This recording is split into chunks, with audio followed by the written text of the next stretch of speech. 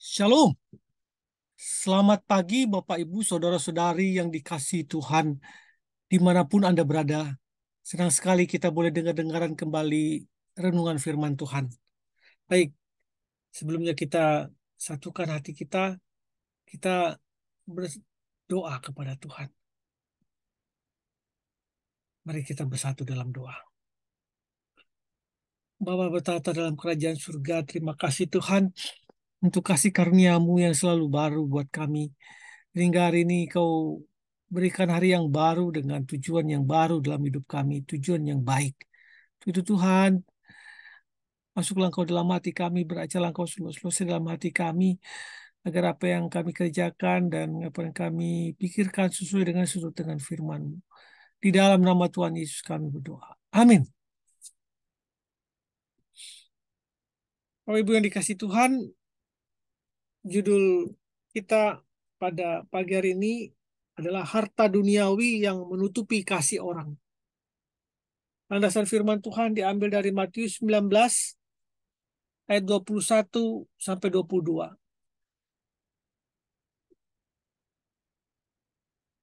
Kata orang muda itu kepadanya, semuanya itu telah kuturuti, apalagi yang masih kurang. Kata Yesus kepadanya, jikalau engkau hendak sempurna, pergilah, jualah segala milikmu, dan berikanlah itu kepada orang-orang miskin. Maka engkau akan beroleh harta di surga. Kemudian datanglah kemari dan ikutlah aku.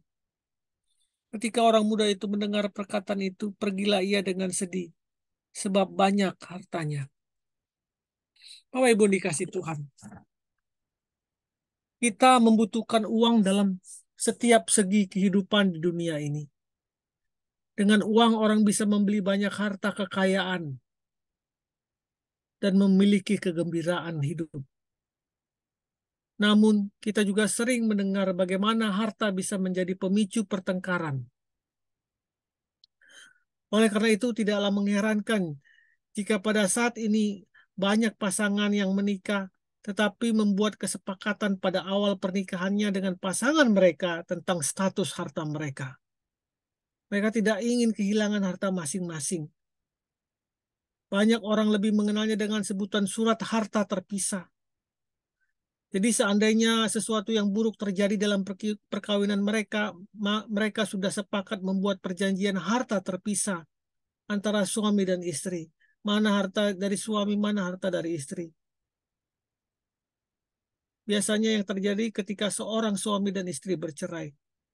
Sungguh luar biasa harta itu mencekram pikiran mereka. Sehingga waktu-waktu mereka bercerai, dampak perceraian terhadap anak-anak mereka tidak mereka pikirkan. Apa yang akan terjadi terhadap anak-anak mereka, mereka kurang perhatikan. Melainkan berapa besar bagian harta yang akan mereka terima. Apapun alasannya bagi pernikahan Kristen, hal-hal seperti ini tidak dibenarkan. Masih mengenai harta, ada pula adik kakak bertengkar karena harta warisan dari orang tuanya, hingga membawa kasusnya ke ranah hukum yang berujung pada hukuman penjara. Itu membuktikan bahwa harta duniawi sangat membutakan banyak orang, hingga harus mengorbankan tali persaudaraan, mengorbankan persahabatan, mengorbankan martabat dan nama baik, bahkan mengorbankan Tuhannya.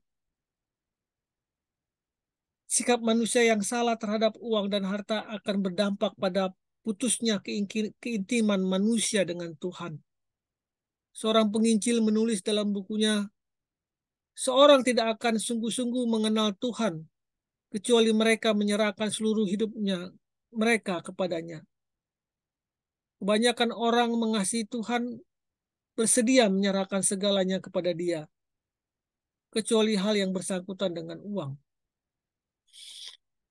Jika tidak waspada, hubungan manusia dengan uang bisa jatuh pada hubungan yang disalahgunakan, di mana uang hanya akan memperbudak kita dan memaksa kita hanya tunduk dan cinta secara eksklusif saja kepadanya, atau terpisah dengan yang lain. Sehingga hubungan-hubungan yang lain ini seperti hubungan dengan Tuhan, hubungan dengan sesama, hubungan dengan lingkungan, hubungan itu menjadi rusak saat uang berkuasa, maka ia akan menutup pintu hati kita terhadap hubungan-hubungan yang lain. Dalam 1 Yohanes 3 ayat 17-18 difirmankan, barang siapa mempunyai harta duniawi dan melihat saudaranya menderita kekurangan, tetapi menutup pintu hatinya terhadap saudaranya itu, bagaimanakah kasih Allah dapat tetap di dalam dirinya? Anak-anakku, marilah kita mengasihi bukan dengan perkataan atau dengan lidah, tetapi dengan perbuatan dan dalam kebenaran. Jadi dimaksudkan adalah kasih seorang akan terungkap dengan sungguh-sungguh ketika kita mau menolong orang yang memerlukan bantuan, yaitu dengan membagikan apa harta milik kita kepada mereka. Kalau kita menolak untuk membagi makanan, menolak untuk membagi pakaian atau uang untuk menolong orang lain yang benar-benar memerlukan bantuan, itu artinya kita menutup hati terhadap mereka dan terhadap Tuhan. Yakobus 2 ayat 15 mengatakan, jika seorang saudara atau saudari tidak mempunyai pakaian dan kekurangan makanan sehari-hari, dan seorang dari antara kamu berkata, selamat jalan, kenakanlah kain panas dan makanlah sampai kenyang. Tetapi ia tidak memberikan kepadanya apa yang perlu bagi tubuhnya, apa gunanya itu? 1 Yohanes 4 ayat 20 mengatakan, jika seorang berkata, aku mengasihi Allah, dan ia membenci saudaranya, maka ia adalah pendusta. Karena barang siapa tidak mengasihi saudaranya yang dilihatnya, tidak mungkin mengasihi Allah yang tidak dilihatnya. Jadi hendaklah kasih itu jangan pura-pura. Jauhilah yang jahat dan lakukanlah yang baik. Bapak Ibu yang dikasihi Tuhan. Jadi ketaatan kepada hukum Allah diharapkan timbul dari keinginan kita yang tulus untuk menolong mereka yang memerlukan bantuan. Allah memperhatikan sikap dan keinginan kita untuk menolong orang yang miskin dan malang. Kita harus menggunakan harta milik kita untuk menolong mereka yang benar-benar memerlukan. Memiliki sikap serakah dan memiliki sikap mementingkan diri sendiri sehingga mengabaikan kebutuhan sesama membuat kita kehilangan berkat Allah. Selamat pagi, selamat berkarya. Tuhan Yesus memberkatimu. Amin.